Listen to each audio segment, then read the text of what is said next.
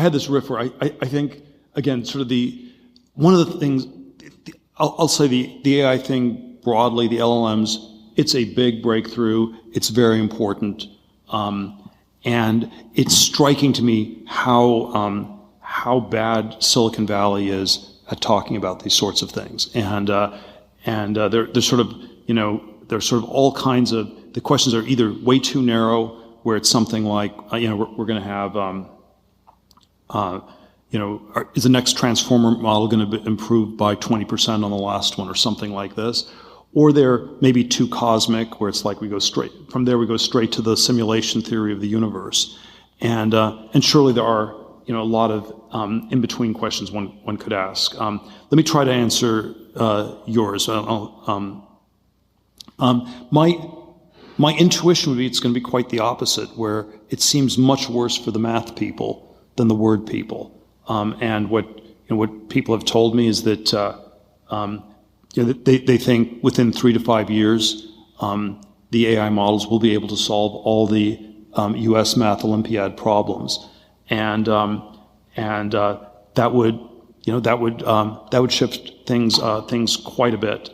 There's sort of a longer history I always have on the math versus verbal riff, where if you ask when did our society bias to testing people more for math ability, I believe it was during the French Revolution, because it was believed that verbal ability ran in families. Math ability was sort of distributed in the sort of idiot savant way throughout the population. And so if we prioritized math ability, it had sort of this meritocratic but also egalitarian effect on society.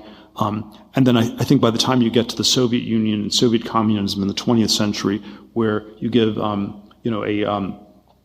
number theorist or chess grandmaster a medal, which was always a part I was somewhat sympathetic to in the Soviet Union, maybe it's actually just sort of a control mechanism where the math people are singularly clueless. They don't understand anything. But if we put them on a pedestal and we tell everyone else, you need to be like the math person, then it's actually a way to sort of control, or that the chess grandmaster doesn't understand anything about the world.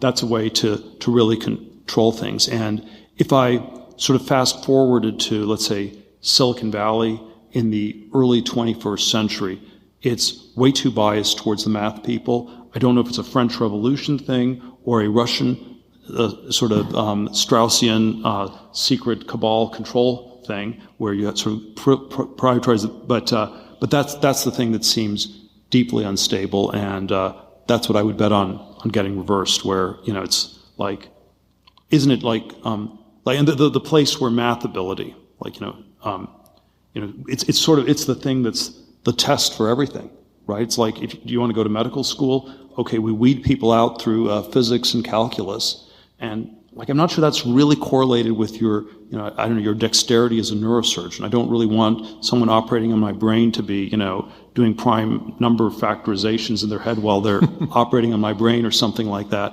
And so, in the late '80s, early '90s, I had a sort of a chess bias because I was a pretty good chess player, and so my chess bias was you should just test everyone on chess ability, and that should be the gating factor. Why even do math? Why not just chess? And that got undermined by the computers in 1997. And isn't that what's going to happen to math? And isn't that a long overdue rebalancing of our society?